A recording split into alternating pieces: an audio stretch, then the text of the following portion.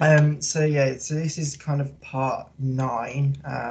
Kind of, I thought we'll look at looking at databases. Last week, if you're around, I did the external files. So this kind of follows on for it, and it's quite a useful kind of section to do, um, mainly because in the kind of the program techniques section, we've got this section in here that looks at using records to store data and using SQL to search for data, which are both obviously required in the specification.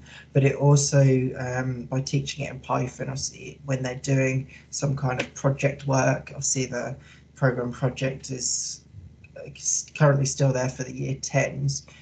My plan is to carry on doing it with all years and do some form of project, and obviously it then gives them the opportunity to store and save data using a database for any projects they might do. Um, and obviously it's got that kind of structure, and it makes it a little bit easier to use. So we'll have a go through that. See, I've gone through this quite a lot in the past, but I'll just recap it. When it comes to kind of writing the algorithms for exams, these are just some of the tips that I give my students. Most of the time, it will be completely okay to write in a chosen language. And all I get my students to do is just to make keywords and functions stand out using just capital letters for it. Where they go through, and that just makes it a little easier for whoever's marking it to pick out the key bits for any algorithm. When I'm teaching, we use Prim a lot. Again, this is something that I talk a lot, and the resources that we'll use today are based around that model as well. So it's just the idea that we're getting students to think about what some code might do. So we're looking at getting them to read the code first. Then they've got a chance to run the code and see whether their prediction was right. So were they reading the code effectively? The investigate stage is where they can start to answer some questions to kind of show their understanding. And this is kind of the main section that I look at when I'm reviewing students' work. I'll look at those questions that they've answered to see have they got a good understanding of the content and so on. The modify task is a chance for them to start to add some of their own code before they're allowed to then make their own. And so you kind of get this 5-step process that really helps programmers right from the low ability to the high ability. It's kind of scaffolded for the low ability to start learning a little bit more effectively, but it also helps to extend the high abilities understanding, because a lot of high ability students will say, oh, I can code, so just whiz through things. But by making them stop at this investigate stage, you're getting them to think about what's going on. Obviously, you can give them those questions that will hopefully get them to think about the key parts of any code and any problem that is being given to them. And this is kind of how we set it up. As I've had in the past, I've talked about it in the past, this set of resources is available on CAS if you want to download it for free, and it's all editable, that you can then just pick and choose bits if you want to, so feel free to find that, but let me know if you need help with it. So the first bit to really start to look at is when introducing databases, the first thing that I will do is I'll give them some introduction as to some of the key parts. So I won't just give them a bit of code initially. There'll be some key bits in there that I will talk about, and then the rest of it I'll leave down to the students to start to try and piece together from work we've done previously. So one of the bits that we look at first, and I introduce, is this bit on line 1, which is just looking at libraries. So we then can introduce the fact that there are libraries and why we use libraries. And you'll see that can then look at using things like the random library and all of the types of libraries as well. And so libraries are just an external file that's got other functions built in that we can then use. If kind of Python had all of the functions already, so that you didn't have to do importing libraries, the files would be far too large for most cases, and so it just makes a little bit more sense to only include what you know that you need. And so there's obviously these standard ones that everyone kind of uses, but then from there you'd need libraries for it. And so we're going to be using a library called SQLite 3. And this just means import everything. There are various other ways that you can import, but I just choose this method because it's the most simple way to do it, because it means that we don't have to worry about typing out the library name each time. You can say if there's certain functions that you want to import. So I could say that I want to import the connect function, for example, which is one of the functions from the SQLite 3 library. But I think from a student point of view, just writing that at the beginning is a lot easier to remember.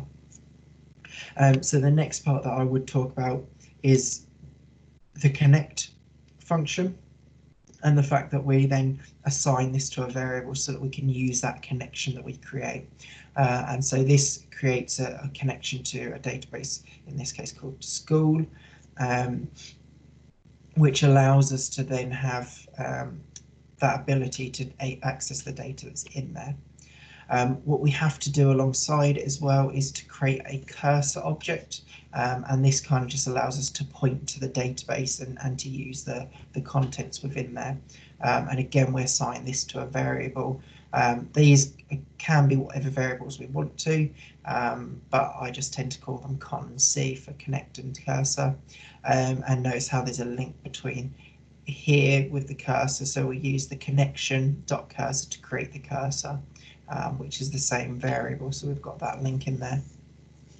And then the only other bit that I will then talk about before letting students loose with the code and start to have a look through this is line 6, which is where we introduce the execute function. That's executed on the cursor, okay, so C. And then we put in some SQL. And so I will talk briefly about the select in this case. So this lesson will be all about the select statement, which is the one that they need to know for the exam. And obviously there are others that will make it useful for project work and so on. And so we're going to just start with looking at what the select bit does. I tend to get students to write the keywords in capitals again, just to make it stand out. SQL isn't particularly fussy. You can have it uppercase or lowercase and it will understand it either way. I just tend to think it looks a little bit tidier to have the keywords in capitals. So the kind of the query that we're going to be using is the select. We then choose the fields that we want to select. Star is a wildcard, and it just means all fields. And then we have from and then the table name. So in this case, the table is going to be called students. And that's obviously a really basic one, which will then select all of the records. And obviously this is then a kind of an ideal opportunity to talk about records and the key kind of terms surrounding databases. So the fact that we've got a table that is making up an organized store of data that's persistent, which is what we define as a database. The table is made up of fields, which are the different columns of different types of data, or different categories of data, however you want to talk about it. And then we've got a record, which is each row in the table, and those are the different bits of data about a particular object or person. And obviously by introducing this, if I just go back up to the criteria, we can then, we're meeting this use of records, so we're making sure the students understand that we've got a record, and we can then compare this to arrays, which I'll have done previously. I think it was probably about 6 or 7 lessons before we touch on databases. I'll have done arrays with them, and so we can then compare how arrays and records are different. So records tend to have different data types for every single piece of data within it, whereas an array is only one data type. Technically, although Python allows you to have multiple data types if you use lists to create those arrays. And so obviously we're starting to look at those key terms and kind of go over those. The rest of it I would then leave down to students to have a look through. And so they can kind of start to think about what's going on. If you want to have access to the code that I've got, I have actually uploaded 4 Python files into this website, or the URL here, and you can download those and the PowerPoints there if you want to have access to that as well. It's also got the databases that the session today includes on there. So just let me know if you need any help accessing that at all. So with that, does anyone know what this might actually be doing?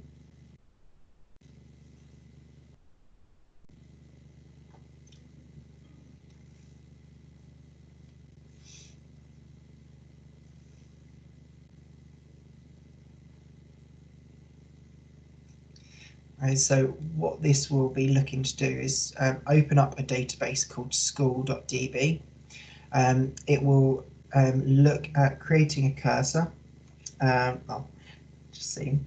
And then displays all of the results, so all the records that are in the students table. I haven't actually got it open at the moment, so if I just bear with me and I will actually open it. So this is a software that I use for using databases with Python. It's called DB Browser. I don't know if it's something that someone else has seen and used. Sorry, I've just seen that Wahid has just asked me to copy the link into the chat, so just bear with me.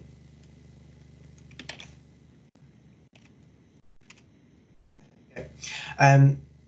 So this is a bit of software that we use for it. So DB Browser, which is quite useful for being able to see the data. Although Python will allow you to do that, sometimes it's a little bit easier just to see the data in table view.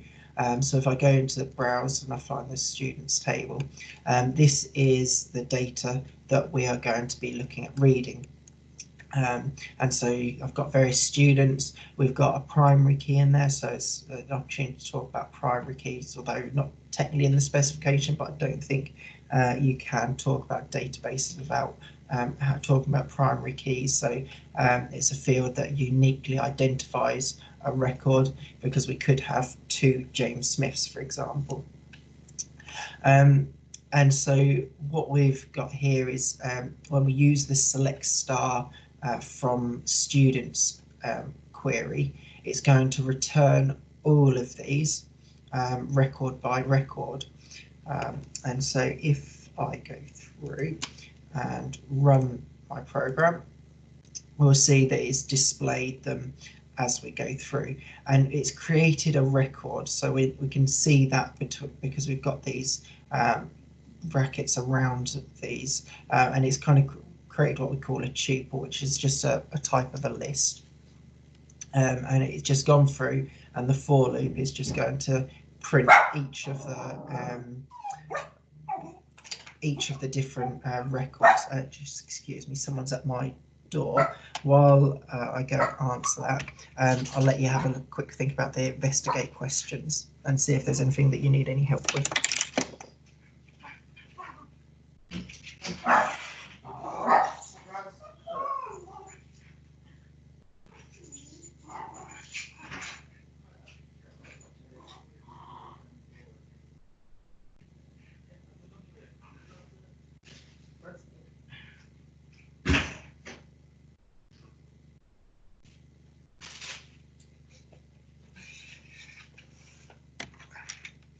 Sorry about that. So yeah, so with looking through that, obviously the next step is for the students to then start thinking about investigating what's going on.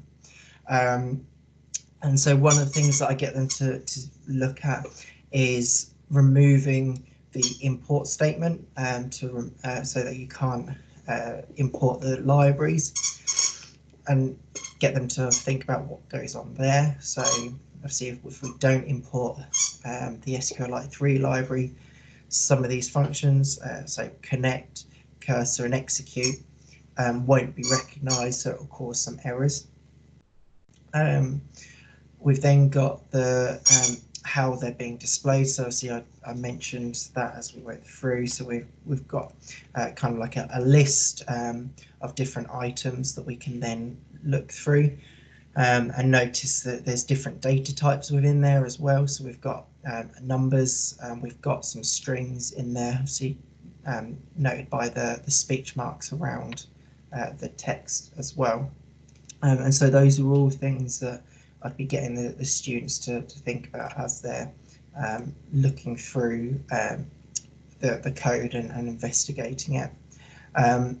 We can then look at the number of fields, so get them just to make sure they understand the difference between fields and records.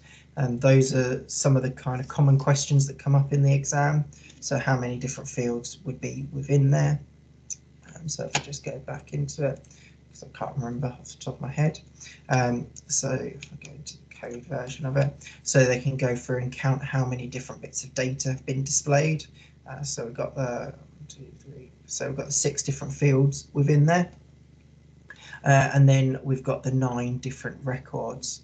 And so obviously that's something that is really important. And I think using Python to help with that is quite key, because one of the common mistakes students make when they're given a table of data, and they're asked to say particularly how many how many records there are, they'll always count the heading row as one of the records, and obviously Python doesn't show that, so it just makes it a little bit clearer.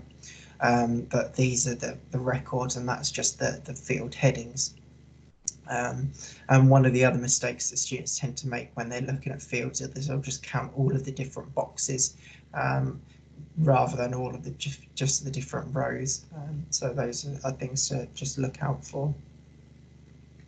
Are there any questions about that so far?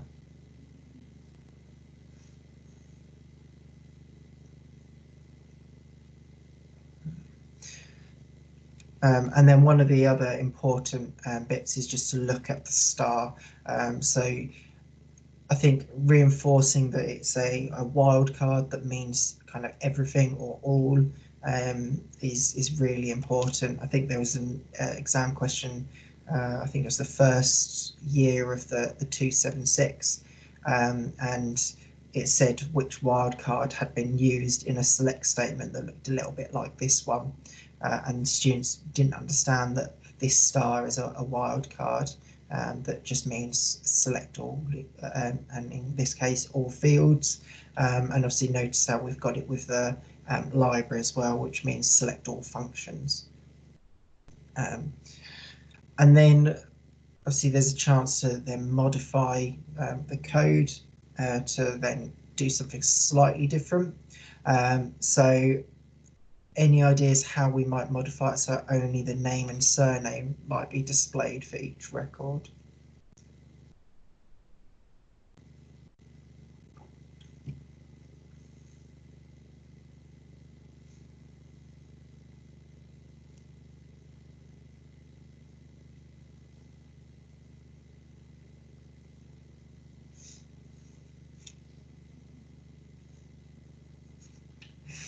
Yeah, so we wouldn't use the wildcard in there, so we can replace the star wildcard with just individual fields if we wanted to. So I could put in there, what's it, name and surname, I think it said. So we just separate each of the fields with a comma. So instead of the star, it would just be select name, comma, surname from students. And then all of that would do, if I just go back into the example, is only return those two fields. And if I just run this again, we then only have the name and the surname field. Just seeing the question about if it is case sensitive. Yes, so the field names are case sensitive. So notice how I've got them in lowercase here. So if I put it in there, it should be, it might be, this software does actually let me down with that, but it should be case sensitive. This software does let me down, it does let me do it. When it comes to the exams, it is case sensitive. So the software that we've got here that is doing it allows it to be uppercase or lowercase. But if they were to do it like that in the exam, they wouldn't be marked and given the credit for it, because that's kind of specific software related rather than what you should generally do and what's good practice. So the field name should be written exactly as they are given in the table. Okay. Any other questions about that at all? Yeah, hi Martin. I just wanted the wild card. Yes. That's something I haven't come across before. It's making me feel a bit like, is that something the exam board uses? Yes. So I don't know if I've got it open at the moment. Just bear with me. Yes, this is, no, that's the wrong one. Yeah. So if we go into, down into, it's right in the appendix, which is quite bad. It's one of the horrendous things about how they wrote the old specification. So in here, so there's a bit in the SQL section. These are is what they're supposed to be able to use. So the wildcard star and the percent later on, which is, we'll look at the percent one later on today as well. Right. So the star just means select all. So we want all of the fields when we're going through that. Does that make sense? Yeah, absolutely. Yeah, it's just that reference to wildcards. Yeah. I've never come across that. Thanks for pointing that out. Like, it's I think when I was, because I do exam marking, and when I was doing that in that first paper of the 276 a couple of years ago, it was in there, and it was clear that a lot of students hadn't come across that term before. And kind of struggled with it, and I think a lot of it was because of the way the specification was written, the fact that this is kind of all hidden at the bottom, and you've got to really study all the way through it. Well, there was a lot of teachers got caught out completely because they hadn't taught SQL. So yeah, and there was one on the Boolean logic as well in there. I think they have, obviously the way they've done it now, I think is a lot nicer. In terms of, it makes it a little bit clearer what's needed. And I think now in the guidance section, it gives you the example when you go through. Just trying to find the section for it. So they haven't mentioned the wildcards in that guidance section, actually, which is quite bad. But I wonder if it's later on then. Either they've removed the wildcards, so I can't see why they would.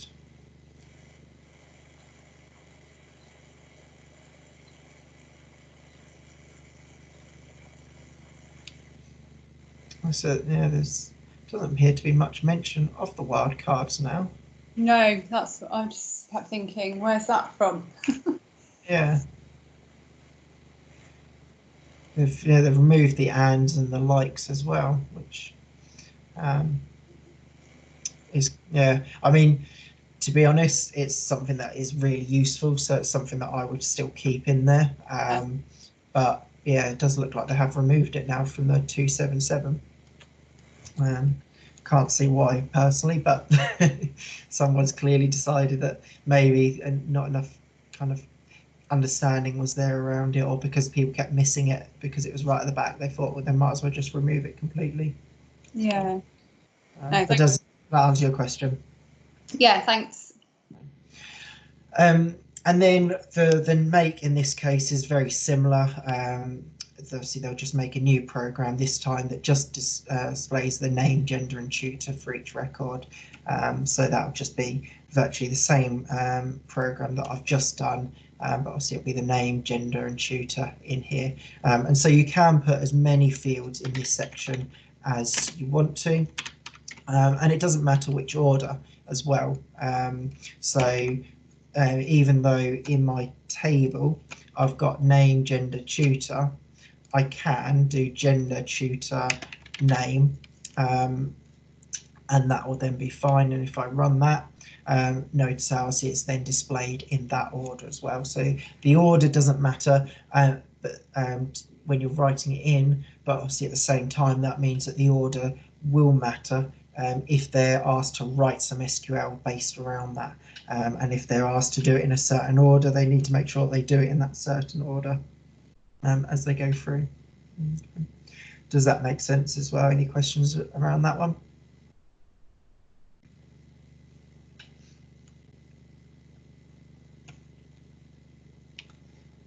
Excellent, I'll take that as we're happy with that one.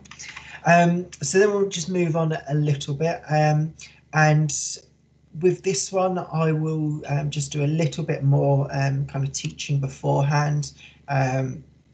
I tend to do kind of all of it right at the very beginning and let them get on with it, but I didn't do that with you guys. The where clause is an added part to our select statement that we can have in there. So we've got, obviously the initial bit is exactly the same as what we had before, but where is kind of like an if statement. It allows us to be a bit more specific with which results are going to be returned. So we're going to say here where the gender equals F. Notice how I've got my speech marks around the value that I'm looking for. And obviously these are different speech marks to the ones that are around my query. Obviously we have to do that to make sure that we keep our main string, and then this is kind of a little substring inside it, which I think that's probably one of the trickiest bits to get students' head around, especially when we move on to the next part as well.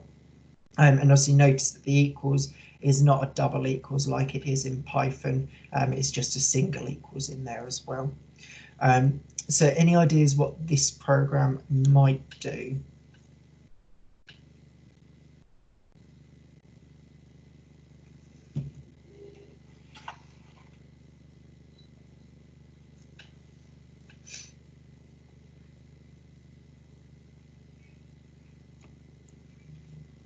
Yep, so this time it will return all of the students that are female within there.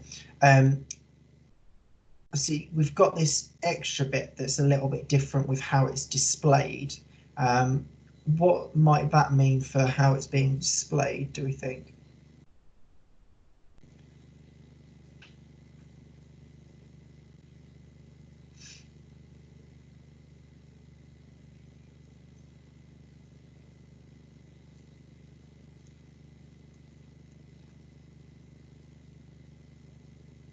Yeah, so each field will be on a separate line. So this kind of links back to the work on arrays again. And it's kind of why I think arrays is important to be taught before you move on to looking at any type of external files and that sort of thing. So if I just go through and run this one, we have each of the different students. Obviously, it's only the female. So if we have a look through, so we had obviously James and Andrew, so those weren't. So we've got Hannah as the first one, and obviously Hannah is the first one here. Each of the different fields is on a separate line. Obviously, not particularly easy to see where one finishes and one begins. So you could, if you wanted to tidy it up, maybe just put in a little blank space or something on those lines, just to break it up a little bit. But obviously that just helps to make it clear it's not essential. And so obviously we've got each of the different fields on a separate line, and we can then start to see that link between, okay, right, so record 0 is this 3, record 1 is Hannah, record 2 is Green, record 3 is F, record 4 is 8, and record 5 is A7. And so there's that link and starting to get the students to realise that actually I can pick out a certain bit of data if I want to, and there's different ways of doing that. So again, obviously there's questions to then look at. And so the first bit is to look at the condition. So obviously I mentioned that earlier on, that we've got the gender equals F section. See, we've got the speech marks around F to say that it's a string that we're going to be looking for, and that we've got an equal sign and it's just a single equals. The different records in this one, obviously this is just a little bit of an observation one, going through and counting through. So I think it's 5. Yeah, so there's 5 different records that are displayed in this case.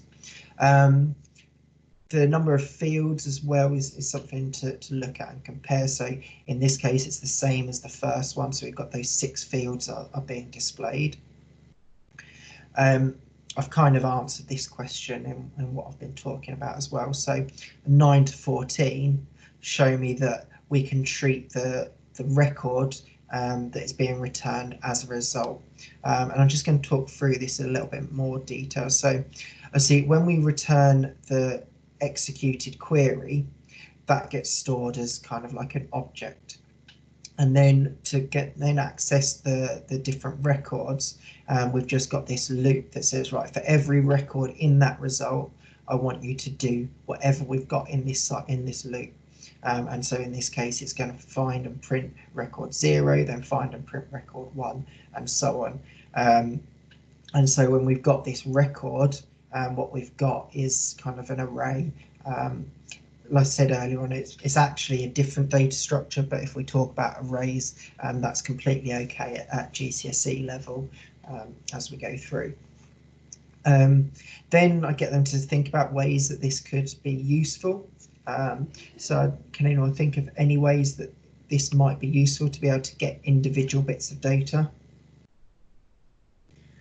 Yep, so if you do print record on its own, it will do the full array like we did initially. So just go back up here. So when you just print record, that's what happens, and it prints it as a different list. If you print results, no, because so I'm just going to do this. Because it's an object rather than an actual data structure, you get this funny message instead, which is quite a good thing to talk about with the students as well. So if they just try and print result, Python doesn't know what to do with it because it's an object at this point. But by going through each record in the result, so each of the rows, you can then start to manipulate it. Okay, does that make sense?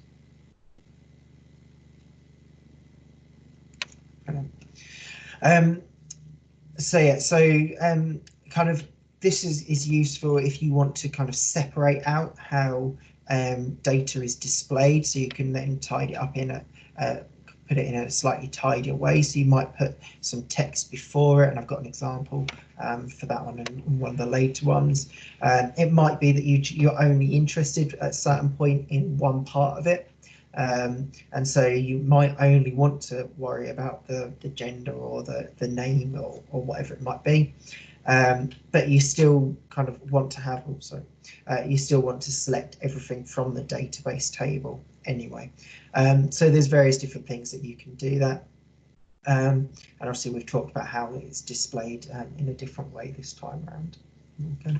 Are there any other questions about that at all? Anything anyone wants me to go over?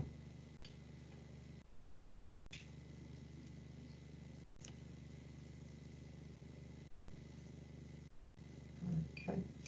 And then obviously we've got the modify and then the make tasks. So that this time the modify is to get the program so that for each record it tells them the field name for the piece of data.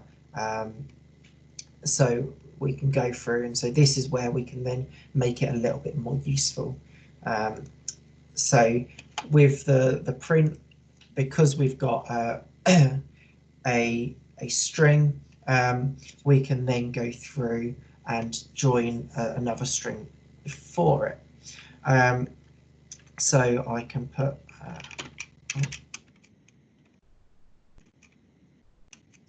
on these lines,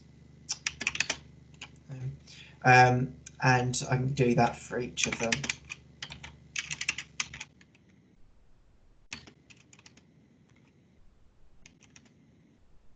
I will have a problem with the first one. Does anyone know what that problem might be?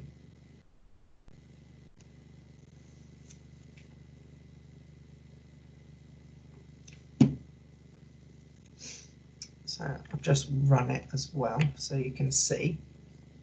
And obviously we've got this error message that's just so we've got a number and a text. So the ID is a number, so obviously we can't use that concatenation in there. So what I can do instead, just to tidy that part up and get that to work, is convert my ID into a string, and then that will then work. And so for ID and name, obviously I've got those next to it, and then I could then do the rest for the others. And obviously that's quite a good thing to be teaching the students and getting them to kind of work that problem out as they go through.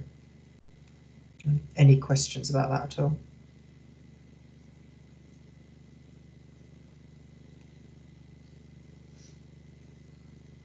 So obviously the way that I kind of built these up is trying to link in and keep linking in previous learning that we've been doing on some of the other topics, so they get used to using as much of it as they can. And then the last one is to get them to make a new program that displays the name, surname and gender of all the students that are in year 10, and obviously making sure they're all displayed separately, so using the same sorts of techniques, and obviously that it's just really the SQL statement that needs to change in order to work through that. Would you like me just to go through the example, or are you happy with what that might look like?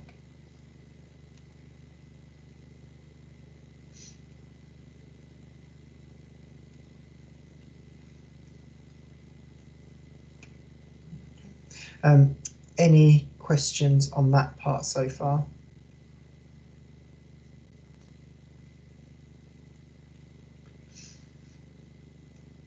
Excellent. So then the next bit, there's not really anything new to talk about in this situation, so I'll just give you a little bit of chance to read through the code and see if you can work out what might be happening, and see how this is different to the previous ones we've looked at so far.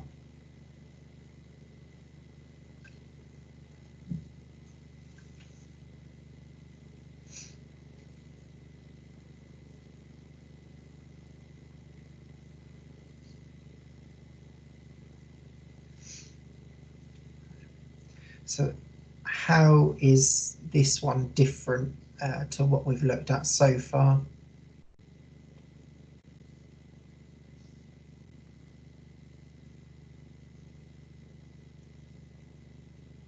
Yeah, so this one we've got an input that we're then going to use. So in a lot of cases, we want to be able to interact with our programs, and that's the same with databases.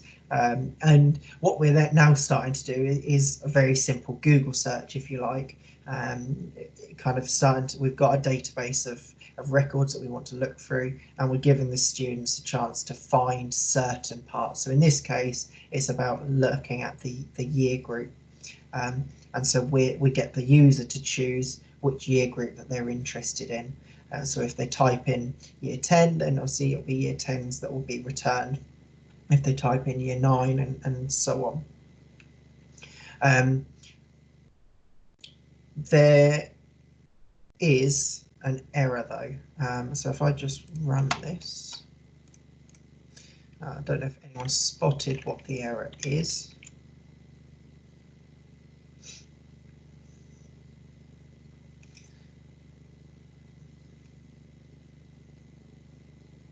Oh, oh no, that is a different error. Is that the error that I was going for? No, that isn't the error I was going for.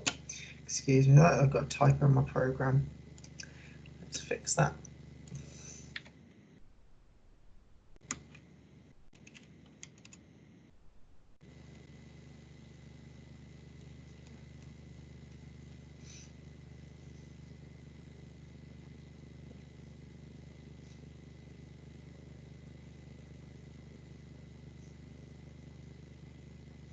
Apparently this error has fixed itself again.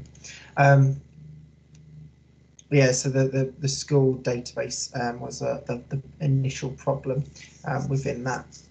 But there was another error, but I may have just got rid of that accidentally. I see online 7, we've got a different kind of format. So this part is quite important, and it's something that does throw the kids quite a lot. And obviously where we're starting to use our year group, so our year variable that we've created, we have to separate it out. So firstly, we still need to have the single quotes around our value. But what we have to do is, so that we can use the variable, is close our main string of our SQL. We're then concatenating the answer on there, and then obviously concatenating it back to the last part of our string, which is the other single quote. And a lot of the time, you can use placeholders. I tend to find this way of doing it with students a lot easier. Our students have found it kind of a little bit easier to understand this way around than using placeholders. Not entirely sure why, but we've tried it in both ways, and this is the way that tends to make a little bit more sense to the students, just by joining in things, and obviously you're building in the concatenation skills as well, but it is another way that you can do it.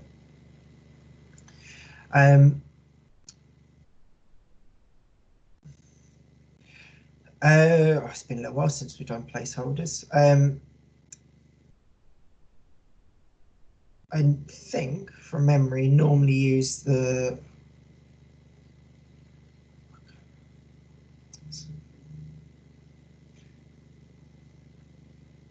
a very good question, actually. I have to come back to you on that one because I can't remember how I normally do it.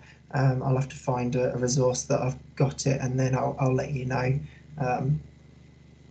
So yeah, there's different ways of doing it.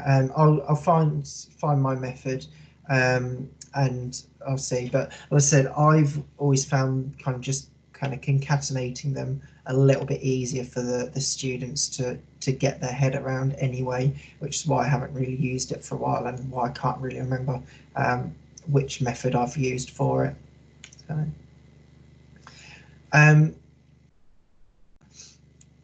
So obviously we've then got a little bit just to get them to think about data types in there as well. So if we were to convert this bit, this year into an integer, it then wouldn't work. And it's just getting them to think about the fact that we need to have string comparisons and integer comparisons working in coordination for it to work properly. But one of the other things that I get them to think about at this point is why now name is at record 0. So why is that now at the position 0 in the array that's being returned? And that's because now we haven't got ID before it. And so when we're returning it, because we're only looking for the name and surname fields, the first field in our record is now 0, and that's the name one. Whereas before, the first record was ID because that was being returned. Does that makes sense. Any questions about that at all?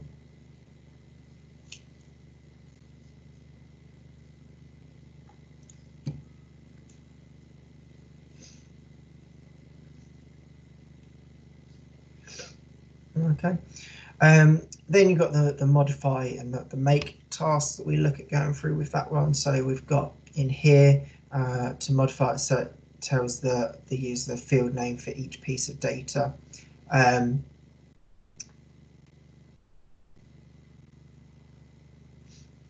so obviously that then, oh, no, that has got it. I think that's a wrong one in there. I apologise for that one. But we can then have a kind of a make task where we look at using the program that displays the name, surname, gender. Again, that one, I think I know what I've done. I've stolen this from different parts, so I apologise for that one. The actual ones can be found in the file I've put on CAS, but I've put some wrong files in here. I was copying and pasting it and misjudged one, so I apologise for that one. But you can find the actual ones on CAS if you want to link to that program. So then we move on a little bit and we'll start to look at some of the other wildcards in here.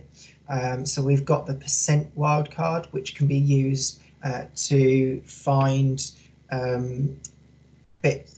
strings that are similar to a string that we're interested in. So as we're getting towards the end of the time, I'll just kind of go through this quite quickly. So this statement is looking at creating, so we're doing a different database this time, and there's a field called region in this one, and we can use this like keyword, which is we want it to be similar to something and not equal to it. So it kind of replaces the equals in there. What we've then got is a phrase east, and then we've got a % wildcard, which basically means that I want it to start with east and I don't care what comes afterwards. So this will return all of the all of the records that are have a region that starts with the word east. So if I just go through and find that database, hopefully you'll see this. So in here, we've got the regions and we've got East Midlands and we've got East of England. So when I run this one, it should just return those two records. That % wildcard can also be used beforehand. So we could say I want something that ends in East. In that case, we've got the northeast and the southeast. So again, we'd have two. And we could do it so it's in the middle. I don't know if there's one that's got east in the middle. No. And so I could do % east %, which means that somewhere in the string there's the word east that I'm interested in. And so that's quite a useful one. And that's the kind of query that a Google search would be looking for. So not so much at GCSE, but when you're looking at A level, if you teach A level, and you're talking about search engines and how they work, that's quite a good link in there that you can talk about. And this one's just going to print record at a time. But one thing that I have done differently on this one, and I don't think I've actually got a question, is I've got 3 quotes and then 3 quotes at the end. And what that allows me to do is to carry on my string onto the next line. I don't know if that's something any of you have seen before. It just means that when I'm writing them, I can do it in a little bit of a tidier way, that I don't have to go miles across the screen where people can't see it, and you can then have it just underneath it instead, which tends to make it look a little bit tidier. And that works with any strings. If it's going to be a really long one, it tends to make it make sense to just move it onto the next line if you can. One of the rules that I was taught when I was at uni programming was try and make sure that your lines of code don't go more than 80 characters long, and that's just a method to just try and stop that. And so see, the purpose of the wildcard is to just say I don't care about the extra characters. So it's used to find something that begins, in this case, something that begins with the word east and then has anything else afterwards. Or it could be anything else before east, or just anything around east. So east is somewhere in the statement that I just want to find. So we talked about which records have been returned, and then this is just another link back to the programming constructs. Again, that obviously is really important that they can pick out, and I tend to do this at least once per lesson, if not more. So see in here we've got sequences being used, but we've also got iteration as well. And then just before, one of the things I haven't actually shown that I've just realised is the use of and or in the where clause as well. So you can have extra conditions in a clause when you're looking at your where clauses. I'm just going to go back to a slightly more simple one. So in this example, I can say and there's a keyword in there that my I've already got gender, but year equals 10. So this would return them when there's when the gender is F and the year is 10 now. So if I just run that, so we've now gone from 2 records that we had to now there's the 1. Oh no, sorry, that's the wrong one. So sorry, we had 5 records and now there's only 1 record. The other option is we can use or, which will actually give us more results, where we're looking where the gender is female or the year is 10. And so if I run this one, I've now gone from my 1 result that I had here to 6 results, which is obviously more than when I just had gender equals F, because we've got this extra person, James, being included because he's in year 10. Okay.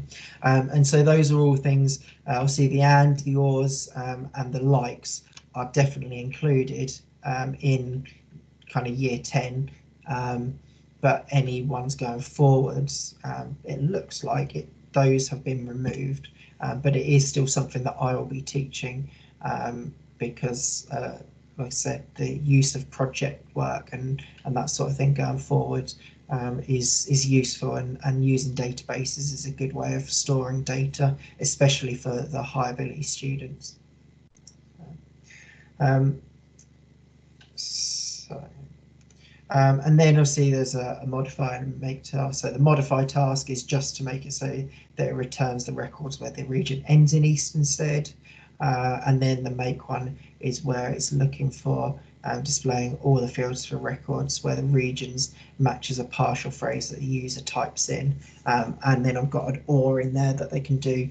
So or the length of urban A is less than a number that the user types in. So getting them to use those skills from before. Okay. Are there any questions at all? Anything that anyone wants clarifying?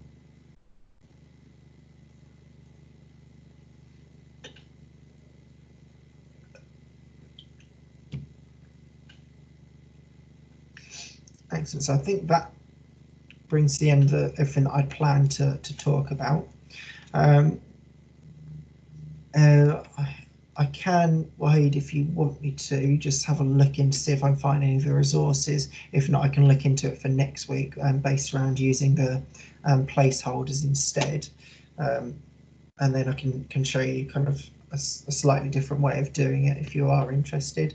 Or if you've got any questions about anything else, then please feel free just to let me know, and I'm happy to answer what I can.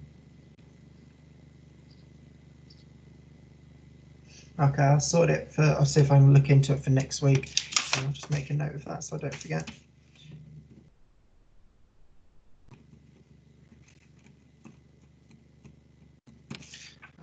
I don't know whether looking into times and things might be see, it might be worth changing now that it looks like people are starting to go back as well. I'll know a little bit more about what my plans are after tomorrow, like I was saying earlier on. But it might be that now schools are starting to think about going back, that we do this in an evening instead of during the day, just to make it a little bit easier for people to access. I don't know what your thoughts are at all. No, yeah, that'd be great. I'm happy for, what I can fit it in. Yeah. However, so yeah, it'd be great. And thanks for doing these, because they're brilliant. Well, thank you. I appreciate that. It's nice to know that they're worth it. Yeah, it's nice to even if you just to go through with minded people, because I'm sure, as you realise, with computing you can be very isolated. Yeah. In a school, it's nice to be able to listen and talk. Yeah, we're really lucky because there's two of us that are very computer minded, and we do a lot within our academy trust as well. And so it makes it kind of nice. It's just sharing kind of what we do and that sort of thing, which it works for us, and if it helps other people, then obviously it's brilliant as well. So yeah, I think it's definitely it's nice to know that kind of what you're doing is similar, and I think you do always find ideas, even if you are confident in things as well. I think you do find new ways of doing things, or just things you didn't know about that you think actually that might work a little bit better. And like I said, the resources for these, so these sessions have literally just been based on the lessons that I teach for currently our year 9s, because we start GCSE in year 9. And it's just these resources that are on CAS that you can just download if you want to. So yeah, that's great. Thank you. Thanks so much for your time. No worries.